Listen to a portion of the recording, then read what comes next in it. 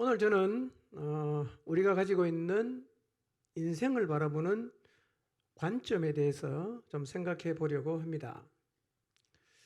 사람들과 이 얘기를 해보면 사람들이 가지고 있는 인생을 바라보는 관점이 다르다는 것을 알 수가 있습니다. 그리고 사람들은 그가 가지고 있는 그 관점에 따라서 인생을 살고 있다는 것도 알게 됩니다. 자기 자신이 인생을 바라보는 관점이 무엇인지를 인식하며 살 수도 있고 또 그것을 전혀 인식하지 못하고 살 수도 있습니다. 그러나 본인이 자기가 인생을 바라보는 관점이 무엇인지를 정리하거나 정의하지 못한다고 해도 자기가 갖고 있는 관점을 따라서 인생을 살아갑니다. 이렇게 인생을 바라보는 관점은 그 사람의 삶의 방식에 절대적인 영향을 주기 때문에 인생을 어떤 관점으로 보느냐 하는 것은 매우 중요하다고 할 수 있겠습니다. 이 질문을 한번 생각해 보시기를 바랍니다. 여러 대답이 나올 수 있겠는데요. 한번 자기 대답을 해보시면 좋겠습니다. 인생이 무엇입니까? 인생의 의미는 어디에 있는 것이라고 생각하십니까? 우리 다 인생을 살고 있어요. 정신없이 바쁘게 열심히 살고 있습니다. 그런데 인생이 뭘까요? 그리고 그렇게 열심히 살고 있는 인생의 의미는 도대체 어디에 있는 것일까요?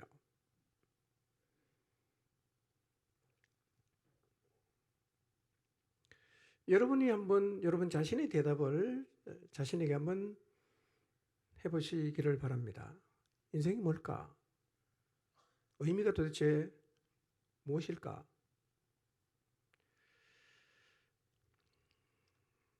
철학적인 대답을 하지 않아도 괜찮습니다. 우리 다 느끼고 있어요. 그리고 우리 나름대로 인생을 바라보는 관점을 다 가지고 있습니다. 그게 뭔가를 한번 생각해 볼 필요는 있어요. 왜냐하면 인생이 길지 않고요. 그걸 모르고 살면 아무런 의미 없는 인생을 살 것이기 때문입니다.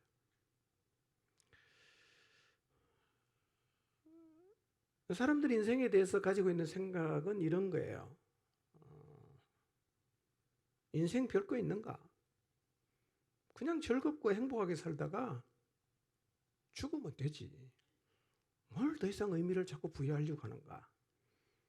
이런 관점을 갖고 있는 사람이 있어요. 또 어떤 사람은 인생은 나그네요. 돌아갈 본향이 있는 것이다. 그 생각을 해서 죽음 저편을 바라보며 살아가기도 합니다.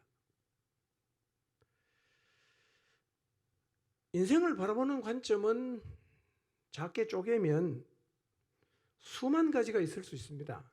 그러나 이 모든 대답은 크게 나누면 두 개로 나눌 수가 있어요. 하나는 어떻게 살든지 간에 인생은 죽으면 끝이다 라는 관점과 하나는 죽음 저편의 세계가 있기 때문에 그것을 준비하면서 살아야 한다는 관점으로 요약할 수 있는데 오늘 저는 이 두 가지 관점이 가지고 있는 의미가 무엇인가에 대해서 좀 생각해 보려고 합니다. 먼저 많은 사람들이 갖고 있는 인생을 바라보는 첫 번째 관점입니다. 인생 별거 있는가? 그냥 즐겁고 행복하게 살다가 죽으면 되는 거지. 그런데요, 이런 관점으로 인생을 바라보는 사람이 적지 않습니다.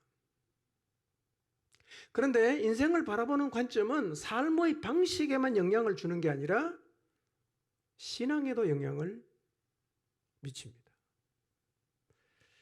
실제로요, 국민소득이 10,000불을 넘어가면 종교가 쇠퇴한다는 이야기가 있어요.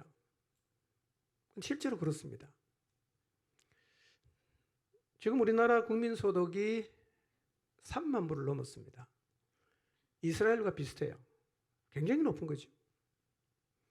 그런데 10,000불이 넘어가면 종교가 쇠퇴한다는 이야기처럼 우리나라도 지금 종교가 이미 쇠퇴의 길로 들어섰습니다. 소득이 높아지면 종교가 쇠퇴하는 이유가 있습니다. 뭐냐면 소득이 높아지면 의식주의 문제가 완전히 해결됩니다. 그래서 먹고 살기 위해서 종교의 힘을 빌릴 필요가 없어지는 거예요. 의식주의 문제가 해결이 되지 않을 때는 종교의 힘을 빌려서라도 그것을 해결하는 것이 필요했어요. 그런데 그게 다 해결이 되고 나니까 종교가 필요 없어졌어요. 그래서 사람들이 그가 갖고 있던 종교를 다 내려놓아요. 그래서 종교가 쇠퇴하는 것입니다. 그런데 소득이 높아진다고 반드시 종교 혹은 신앙이 쇠퇴하는 것은 아닙니다. 인생을 바라보는 관점이 달라지면 소득과 신앙은 사실은 상관이 없어져요. 그런데 소득과 신앙이 연관성이 있다는 얘기는 인생을 바라보는 관점에 문제가 있다는 겁니다. 그래서 인생을 바라보는 관점이 잘못되면 이것은 소득이 높아지는 것과 종교가 쇠퇴하는 것의 연관성이 굉장히 커지게 돼 있어요. 그러니까 여러분의 신앙이 잘 살아지면서 자꾸만 흐리멍텅해지고 있다면 근본적으로 내가 신앙생활 제대로 잘했지 이렇게 결심해서 될 문제가 아니라 인생을 바라보는 관점부터 다시 정리할 필요가 있습니다. 그게 정리가 안 되면 아무리 애를 써도 신앙은 미끄러질 수밖에 없어요.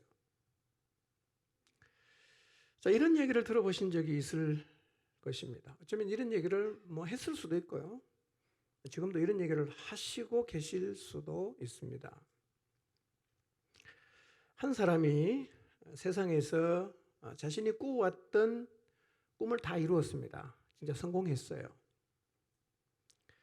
자식도 잘 키웠어요. 자식들이 하나같이 좋은 학교를 다 나왔습니다. 자리를 다 잡았습니다. 결혼도 좋은 사람 만나서 해서 자식 낳고 잘 살고 있습니다.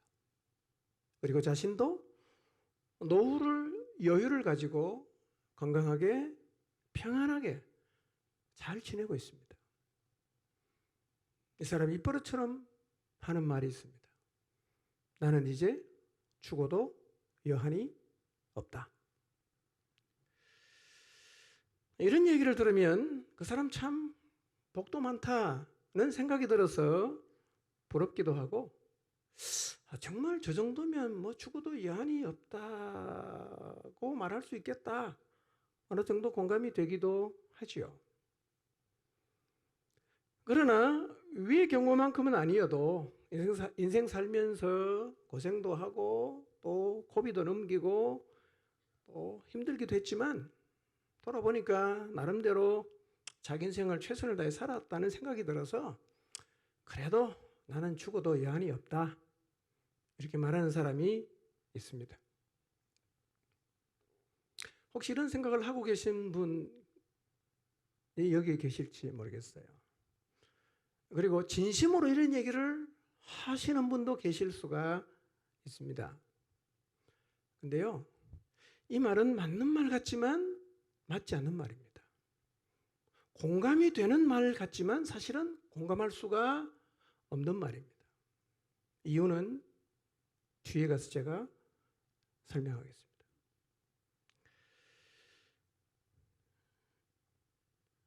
죽어도 여한이 없다 라고 얘기하는 것은 인생을 바라보는 관점과 연관성이 굉장히 높아요. 이런 얘기를 하는 사람이 가지고 있는 인생의 관점은 이래요. 그림을 하나 볼까요? 이 그림이 첫 번째 관점을 가진 사람이 생각하는 인생입니다. 이 관점을 가지면 인생을 어떻게 생각하느냐? 태어나서 죽는데 죽으면 끝이다. 이렇게 생각을 해요. 태어나서 죽으면 끝이니까 태어나서 죽기 전까지 자기가 하고 싶었던 일을 했다는 생각이 들면 어차피 죽으면 끝이니까 이제 죽어도 괜찮다. 그렇게 말하게 되는 것입니다. 그러나 남부러울 것 없는 성공을 거두고 내 자식들 다 자리 잘 잡고 살아가고 있어도 자신의 노후를 보낼 만큼의 경제적인 여유와 건강을 갖고 있어도 이제 나는 죽어도 여한이 없다고 말할 수 없어요. 왜냐하면 죽음이 끝이라는 관점 자체가 틀렸기 때문입니다. 인생이 태어나서 죽음까지가 전부가 아니라면 살아있는 동안 좀 내가 성공했다고 이제 죽어도 여한이 없다라고 말할 수는 없다는 것입니다. 근데 왜 많은 사람들은 이 틀린 관점으로 인생을 바라보고 있을까요? 태어나서 죽는 데까지가 끝이 아닌데 왜 이 땅에 살고 있는 많은 사람들은 인생을 그렇게 생각하고 있을까요? 사람들이요, 출생부터 죽음까지가 인생의 전부라는 인생관을 가지게 된 데는 거대한 음모가 있습니다. 누군가가 사람들을 잘못된 곳으로 끌고 가기 위해서 거짓을 퍼뜨린 것입니다. 우리가 살고 있는 세상에는 진리와 거짓이 공존하고 있습니다. 우리는 그냥 이렇게 쉽게 생각해요. 상식에 맞고 눈으로 확인할 수 있으면 진리고 상식에 맞지 않아 보이거나 눈으로 확인할 수 없으면 그건 거짓말이다. 이렇게 단순하게 생각하는데요. 여러분, 상식에 맞는다고 반드시 진리가 아니고요. 상식에 맞지 않는다고 반드시 거짓은 아니에요. 어쩌면 지금 내가 옳다고 진리라고 철석같이 믿고 있는 그게 거짓일 수 있습니다. 여러분, 진리와 거짓의 싸움이 벌어지고 있습니다. 매우 치열합니다. 성경은 이것을 전쟁이라고 표현하고 있습니다. 사람의 영혼을 노력하려는 이 진리와 이 거짓과 사람의 영혼을 구원하려는 진리와의 이 치열한 전쟁은 지금도 계속되고 있어요. 여러분, 지금도 이 세상에는 의도를 가지고 거짓을 조직적으로 사람들에게 뿌리는 세력이 있습니다. 많은 사람들이 인생은 출생해서 죽으면 끝이다 라는 인생관을 가짐으로 이 땅만을 바라보고 살아가게 된 것도 사실은 의도된 거짓에 속은 결과입니다. 무슨 얘기인가? 여러분, 성경은요, 이 세상에 거짓말이 난무하게 된 이유를 이렇게 설명하고 있습니다.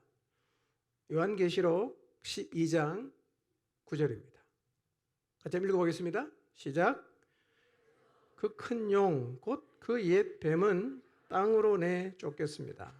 그 큰 용은 악마라고도 하고 사탄이라고도 하는데 온 세계를 미혹하던 자입니다. 그 용의 부하들도 그와 함께 땅으로 내쫓겼습니다. 매우 중요한 얘기입니다. 이 땅에 왜 거짓이 그렇게 많은가에 대한 설명이에요. 악마라고도 하고 사탄이라고도 하는 옛 뱀.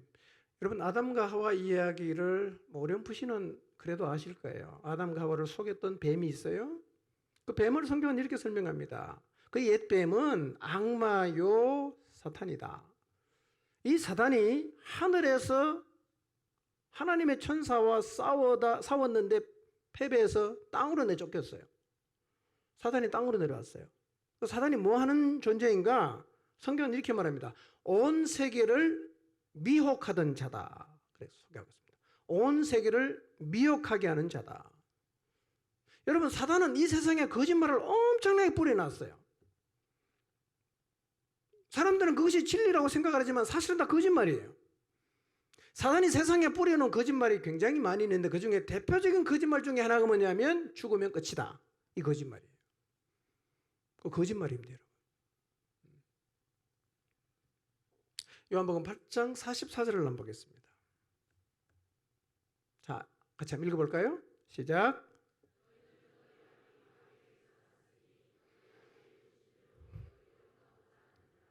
그는 처음부터 살인한 자요 진리가 그 속에 없으므로 진리에 서지 못하고 거짓을 말할 때마다 제 것으로 말하나니 거짓말쟁이요 거짓의 아비가 되었습니다. 예수님께서 유대인과 대화를 나누시다가 사단을 이렇게 정의를 하십니다. 사단이 어떤 존재인가? 거짓말쟁이다. 그리고 거짓의 아비다. 우리가 알아듣기 쉽게 설명하면 거짓말의 원조라는 얘기입니다. 거짓의 원조가 사탄입니다. 계속 사단은 거짓말을 합니다. 그래서 우리가 살고 있는 이 세상에는 사실은 엄청난 거짓이 떠돌아다니고 있습니다.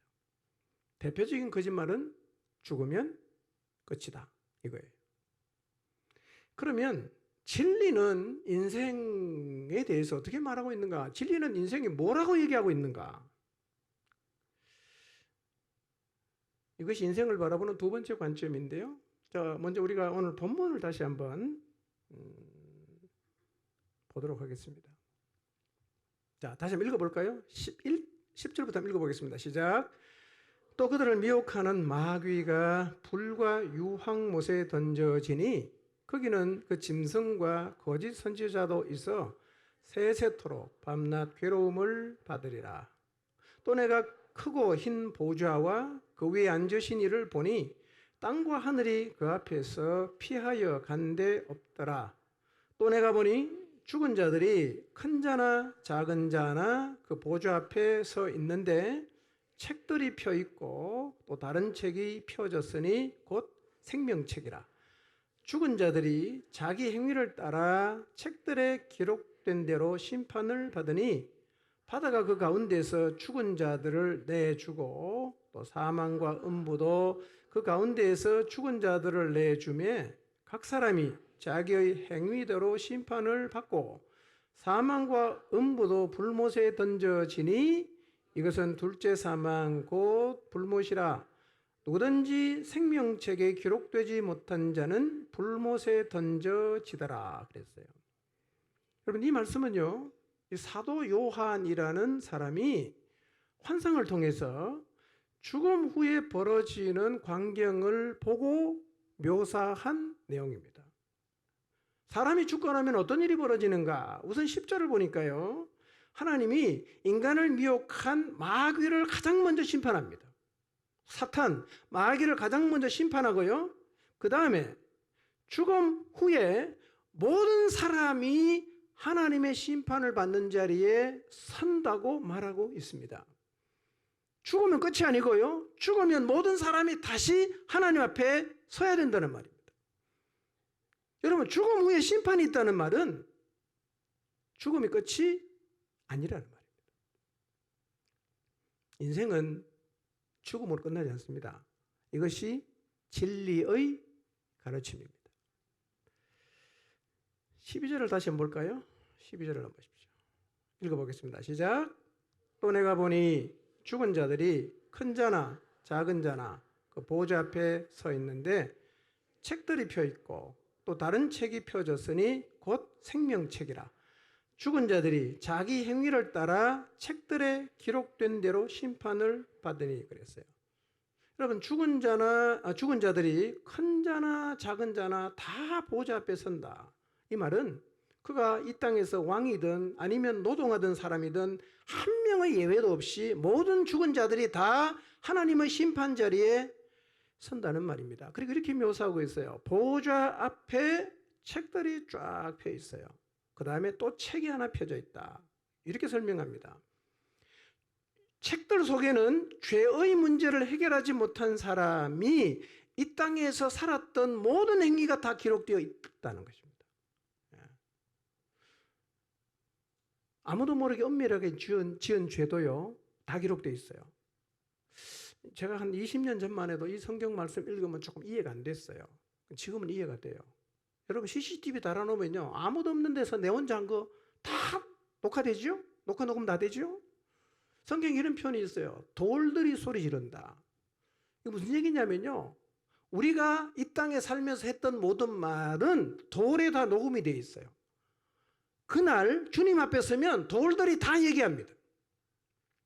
그래서 책들에 기록된 그 행위대로 심판을 받는다고 성경이 말씀하고 있습니다. 그 다음에 어떻게 되는가? 책들에 기록된 행위대로 심판을 받은 다음에 불못에 던져진다, 그렇게 얘기를 하고 있어요. 불못이 뭡니까? 지옥입니다. 지옥에 대한 성경의 묘사는 많지는 않습니다. 일단 불못이래요. 불구덩이라는 말입니다. 그게 빠집니다. 또 성경의 지옥에 대한 또 다른 묘사가 뭐냐? 지옥에는 죽지 않습니다. 영원히 고통을 당하는 곳에 빠진다는 거예요. 죄의 문제를 해결하지 못한 사람은 모두가 다 이 자리에 서게 돼요.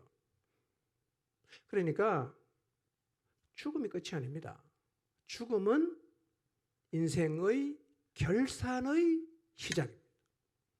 살아있는 동안 구원받아 생명책에 기록되어 천국으로 가든지, 구원을 받지 못해서 심판의 자리에 서서 자기의 행위대로 심판을 받고 지옥으로 가든지, 그렇게 인생의 마지막을 맞게 됩니다.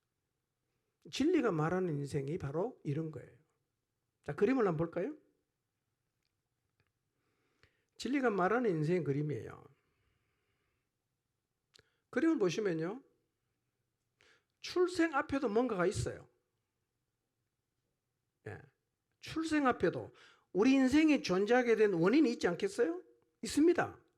그 다음에 죽음 뒤에 일어나는 일도 반드시 있습니다. 그런데 사단은 사람들에게 계속 거짓말을 해서 출생 앞에 있는 것도 다 지워버렸습니다. 죽음 뒤에 있는 것도 다 지워버렸습니다.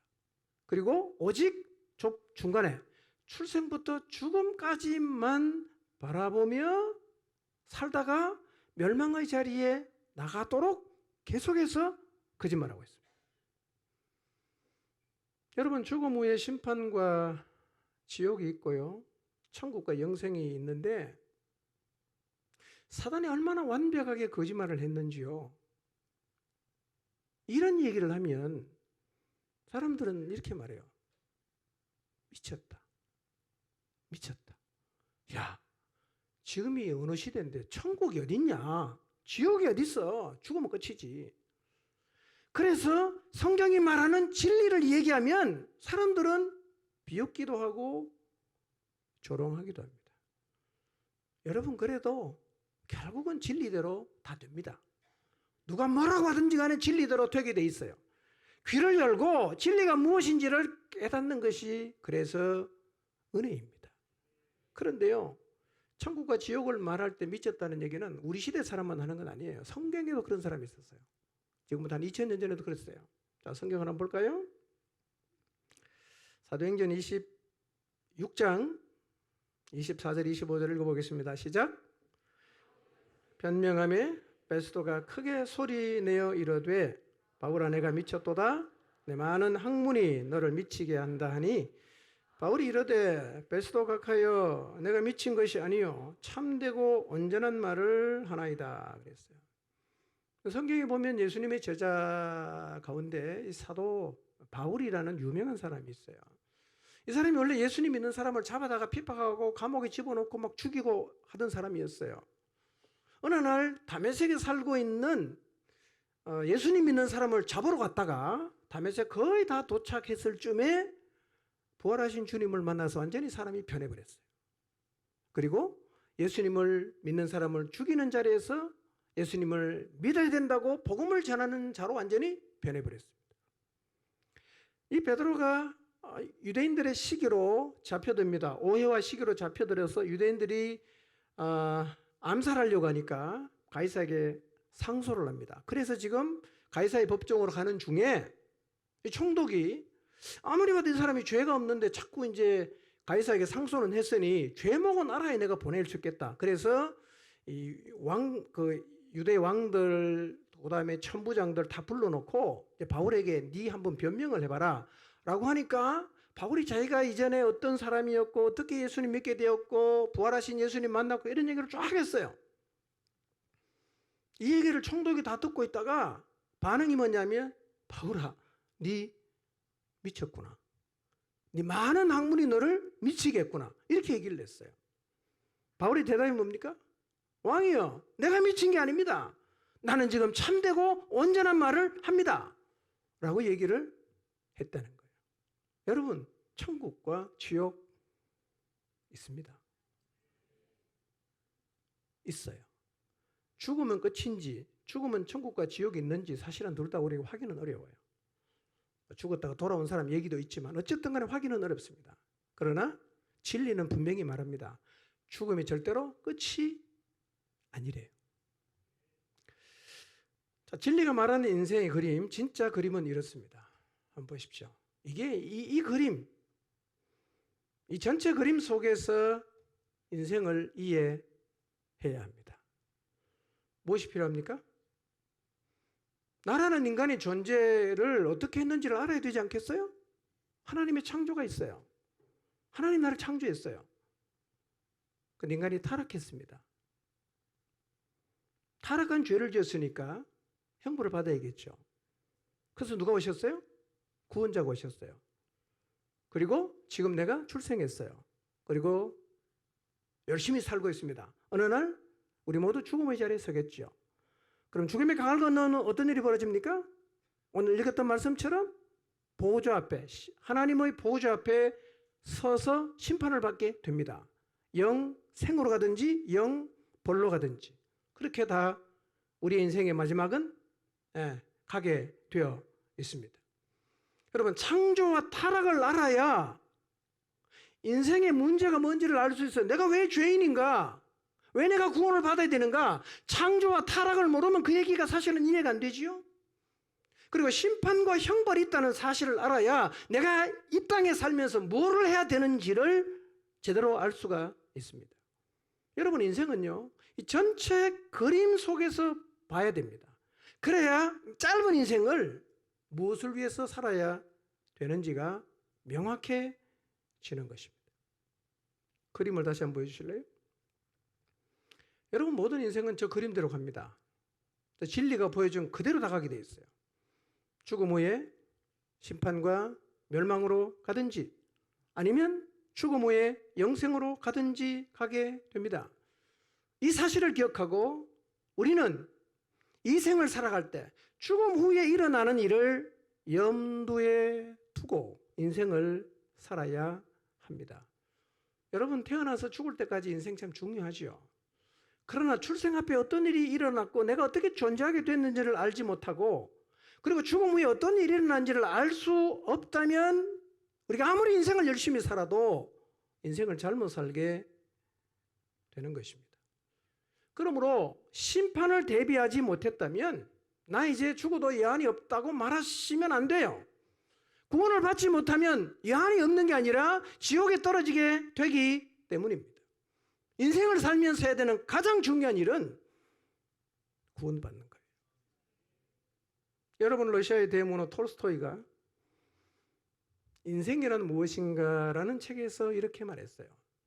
우리는 이 세상을 살고 있는 것이 아니라 이 세상을 지나가고 있다는 사실을 잊지 마시오 라고 했어요. 여러분 인생이 죽음으로 끝나지 않는다고 본 이 톨스토이의 인생과는 성경의 가르침과도 일치합니다. 인생은 지나가는 것입니다. 출생해서 죽음으로 끝나는 게 아니라 인생을 다 살고 나면 반드시 도달하는 자리가 있습니다. 그러므로 죽음까지가 전부라고 생각해서 죽음까지만 바라보고 인생을 설계해서는 안 됩니다. 죽음 저편에 일어나는 일에 관심을 가져야 합니다. 그래야 후회하지 않습니다.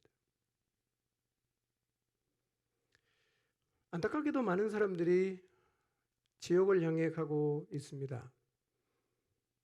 그 끔찍한, 그 두려운 지옥을 하나도 두려워하지 않으면서 가고 있습니다. 그것은 지옥이 허상이고 지옥이 없기 때문이 아니라 죽으면 모든 것이 끝난다는 사단의 거짓말에 속았기 때문에 그렇게 사는 거예요. 거짓말입니다. 죄의 문제 해결하지 못하고 죽으면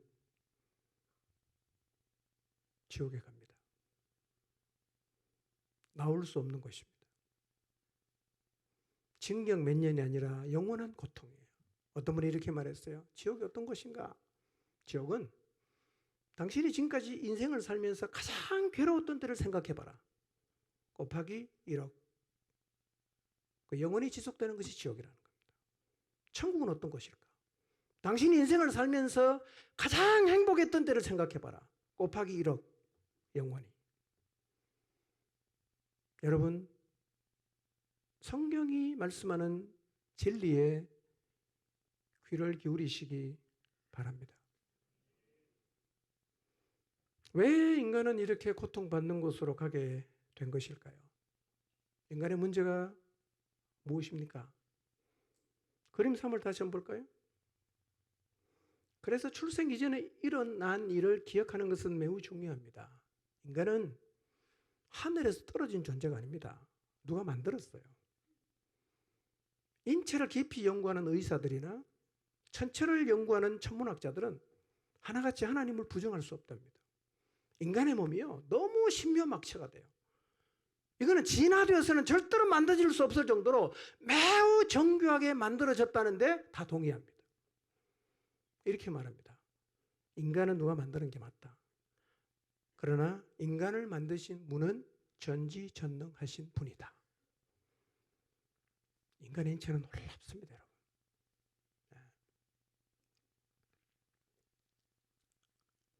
하나님 인간을 창조했어요. 인간은 하나님의 피조물입니다. 내 주먹을 믿어라. 내 인생 내가 책임지지 누가 나를 도와줘. 하나님 없어. 이게 용감한 게 아니라 굉장히 무지한 거예요. 그러시면 안 돼요. 그렇게 말하는 순간에도 하나님은 살아계세요. 다 보고 있습니다. 여러분의 그런 말은 다 노래 녹음이 되고 여러분의 그런 말은 마치 CCTV로 녹화하듯이 다 녹화되어 있습니다. 그리고 책들에 다 기록이 돼요. 심판받습니다.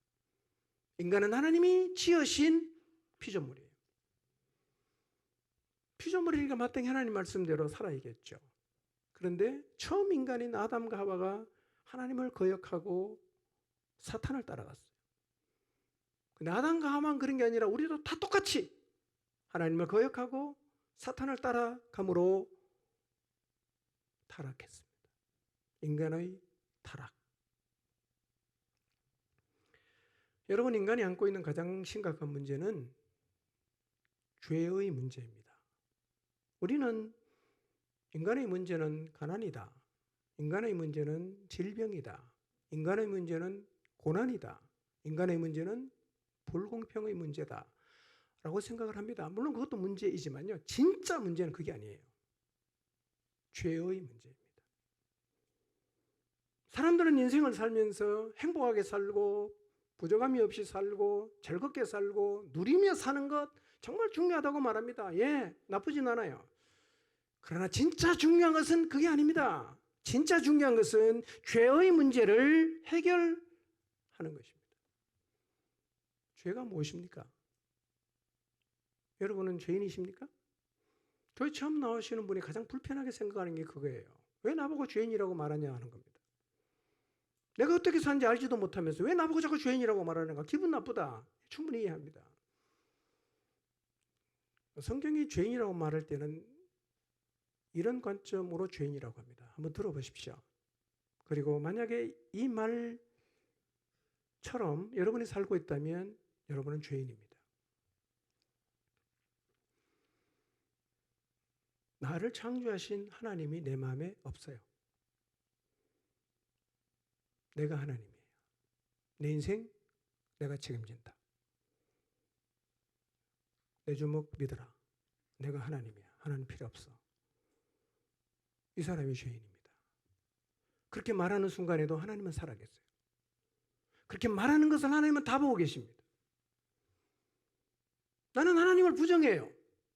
하나님이 어디 있어? 하나님 없어. 있으면 나와보라 그래. 이 하나님을 부정하는 것이 죄입니다. 여러분, 인간은 하나님을 부정할 수 없어요. 그분의 피조물이에요. 피조물입니다. 이것이 인간이 지금 가장 큰 죄입니다. 하나님 내 마음에 안 계신 것, 하나님 없다고 말하는 것, 하나님을 부정하는 것. 그게 죄입니다. 만약에 지금 여러분의 마음에 하나님이 안 계신다면, 만약 지금 여러분이 하나님의 존재를 부정한다면, 만약 지금 여러분이 하나님이 없다라고 말한다면 죄인입니다. 이 죄는 반드시 형벌이 따릅니다. 여러분 생각해 보세요. 세상에 왕을 반역한 죄도 살려두지 않습니다. 온 세상을 창조하시고 인간을 창조하신 하나님을 거역하고 반역한 것, 죄가 아니겠습니까? 이 죄에 진노하지 않는다면 하나님은 공의로운 분이 아니에요. 하나님은 죄에는 절대로 관용이 없습니다. 진노하십니다. 그리고 이 진노는 결국 죽음 후의 심판을 통해서 우리에게 부어집니다.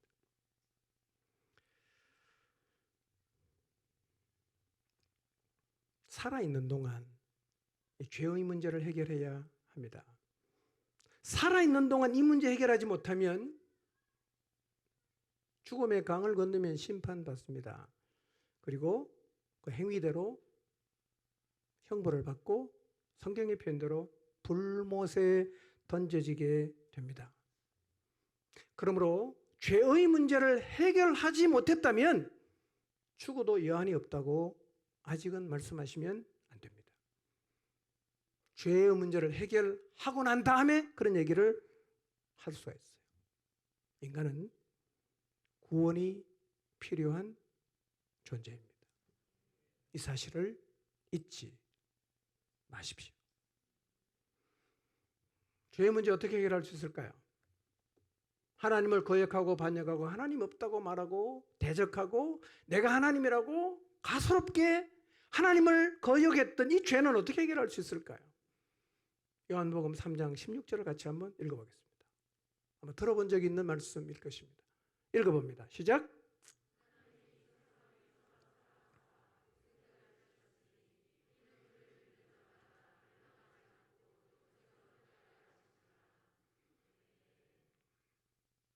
나이가 드신 분들은 그래도 한 번쯤은 들어보셨을 말씀입니다. 요즘 젊은 세대는 교회를 아예 안 나가니까 처음 들어보는 분도 계시겠지만, 그래도 나이가 좀 드신 분들은요, 어릴 때 교회 나가서 이 성경 구절은 아마 한 번은 들어보신 적이 있을 것입니다. 너무 유명한 말은요, 묵상이 잘 안 돼요. 근데 굉장히 중요한 말씀이에요. 이 말씀은 성경 전체를 정확하게 요약한 것입니다. 성경 전체가 말하고자 하는 게 이거예요. 하나님이 세상을 이처럼 사랑했다. 그리고 독생자를 주셨다. 왜? 그를 믿는 자가 멸망으로 가지 않고 영원한 생명을 얻게 하시려고. 이것이 죄인을 위해서 하나님이 하신 일이에요.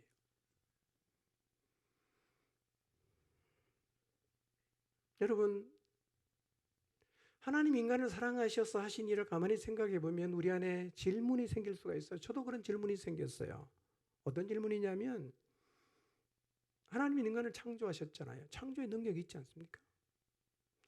근데 처음 만든 인간이 하나님 말씀 안 듣고 하나님을 거역하고 사탄을 따라갔잖아요. 하나님이 할 수 있는 게 뭐가 있을까요? 그분은 창조의 능력이 있으니까 아담과 하와 죽여버리고 새롭게 만들어서 시작할 수 있지 않을까? 근데 왜 복잡하게 그렇게 죽여버리고 새로 안 만들고 뭘 그냥 아들을 보내고 복잡하게 하셨을까? 이게 의문이었어요. 질문이었어요. 왜 그렇게 하셨습니까, 하나님? 근데요, 이런 생각이 들었어요. 여러분, 세상에 어떤 부모가요, 자식을 낳았어요. 말을 진짜 안 들어요. 어느 날 부부가 앉아서 상의합니다. 여보, 쟤는 희망이 없다. 죽이자. 새로 낳자. 이런 부모가 있나요? 없죠. 병이 들면 재산 다 팔아서라도 고치려고 하는 게 부모의 마음 아닙니까? 이게 하나님이 세상을 이처럼 사랑하사라는 말의 의미입니다. 악한 인간도 자식을 포기하지 않는데 하나님이 심려를 기울여 만든 인간을 포기하지 않으시는 거예요. 그래서 이 인간을 살리기 위해서 자기 아들을 이 땅에 보내십니다. 그리고 죄인인 우리가 죽어야 되는 그 죄의 형벌을 그 아들에게 다 치워 죽게 하셨어요. 그게 바로 십자가입니다. 2000년 전에 예수 그리스도께서 오셔서 십자가를 지신 이유가 바로 우리를 살리기 위해서 그렇게 하신 거예요. 요한복음 3장 14절에서 16절 말씀 읽어보겠습니다. 읽습니다. 시작. 모세가 광야에서 뱀을 든 것 같이 인자도 들려야 하리니 이는 그를 믿는 자마다 영생을 얻게 하려 하심이니라. 하나님이 세상을 이처럼 사랑하사 독생자를 주셨으니 이는 그를 믿는 자마다 멸망하지 않고 영생을 얻게 하려 하심이라. 예. 2000년 전에 예수님이 유대 땅에 오셔서 십자가에서 죽었는데요. 그걸 이렇게 설명하고 있어요. 14절에 보니까 구약에 모세라는 유명한 선지자가 있었습니다. 이스라엘 백성을 이집트에서 출애굽하기 위해서 지금 이스라엘이 있는 그 가나안 땅으로 이끌었던 위대한 지도자였어요. 그가 백성을 끌고 가는데 백성이 너무 하나님을 향해서 불평과 원망을 막 해댑니다. 하나님이 진노하십니다. 불뱀을 보냈어요. 사막에서 불뱀에서 무는데요. 물리면 사람이 막 죽는 거예요. 백성이 아우성입니다. 모세도 기도했습니다. 그때 하나님 모세에게 이렇게 말씀하셨어요. 야, 내가 너에게 연고를 줄 테니까 물리면 발라라. 그리고 하늘에서 연고를 싹 뿌린 게 아니었어요. 이렇게 말씀하시는 거예요. 야, 모세야, 놋뱀을 만들어서 진 가운데 높이 매달아 놔라. 그리고 이제 누구든지 불뱀에 물리면 저 놋뱀을 쳐다봐라. 그러면 살아난다. 다소 이해가 안 되는 해결책을 주셨어요. 모세가 놋뱀을 만들어 높이 달았어요. 물립니다. 쳐다보면 나아요.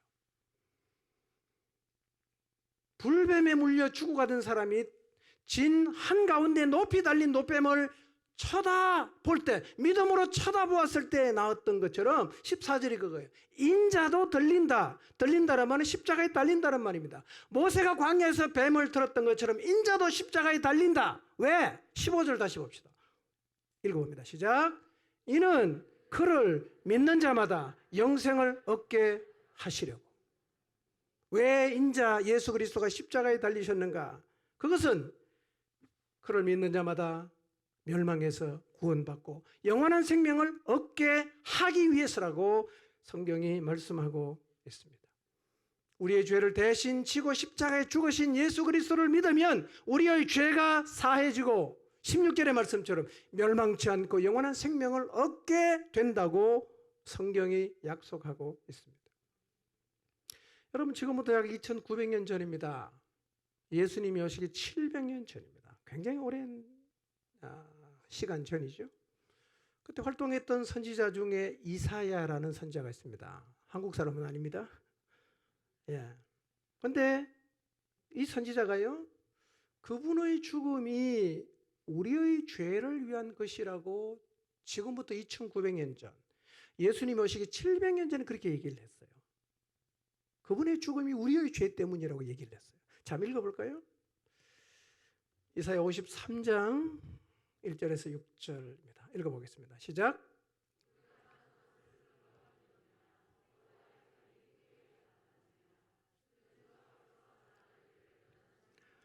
마른 땅에서 나온 뿌리 같아서 고운 모양도 없고 풍채도 없은즉 우리가 보기에 흠모할 만한 아름다운 것이 없도다. 그는 멸시를 받아 사람들에게 버림받았으며 간고를 많이 겪었으며 질고를 아는 자라. 마치 사람들이 그에게서 얼굴을 가리는 것 같이 멸시를 당하였고 우리도 그를 귀히 여기지 아니하였도다. 그는 실로 우리의 질고를 지고 우리의 슬픔을 당하였거늘 우리는 생각하기를 그는 징벌을 받아 하나님께 맞으며 고난을 당한다 하였노라. 그가 찔림은 우리의 허물 때문이요 그가 상함은 우리의 죄악 때문이라. 그가 징계를 받음으로 우리는 평화를 누리고 그가 채찍에 맞음으로 우리는 나음을 받았도다. 우리는 다 양 같아서 그릇 행하여 각기 제 길로 갔거늘 여호와께서는 우리 모두의 죄악을 그에게 담당시키셨도다. 여러분, 주전 700년 전에 이사야가 예언합니다. 구원자가 올 거다. 그리고 그가 죽을 거다. 그런데 그가 찔림은 그의 잘못이 아니라 우리의 허물 때문이고 그가 상함은 우리의 죄악 때문이다. 그가 징계를 받음으로 우리가 하나님과 평화를 누리게 되었고 그가 채찍에 맞음으로 우리의 죄의 병이 나음을 받았다. 우리는 다 양 같아서 눈앞에 보이는 것만 추구하며 그렇게 길을 잘못 갔지만 여호와께서는 우리 모두의 죄악을 그에게 담당시키셨다고 이야기하고 있습니다. 구원자가 세상에 오셨어요. 여러분, 2000년 전에 이 땅에 오셔서 십자가에 죽으신 예수님의 죽음은 죄로 인해 형벌을 받아야 하는 우리를 구원하시기 위함입니다. 여러분, 2000년 전에 유대 땅에 오셔서 십자가에 죽으신 예수 그리스도의 그 죽음은 우리와 상관이 없는 것이 아닙니다. 바로 나를 구원하기 위함입니다. 그분을 통해 구원의 길이 열렸습니다. 그분이 우리의 죄 때문에 죽었기 때문입니다. 이 예수님을 구원자로 믿으시고 지옥 형벌에서 구원받고 영원한 천국을 소유하게 되시기를 주님의 이름으로 축복합니다.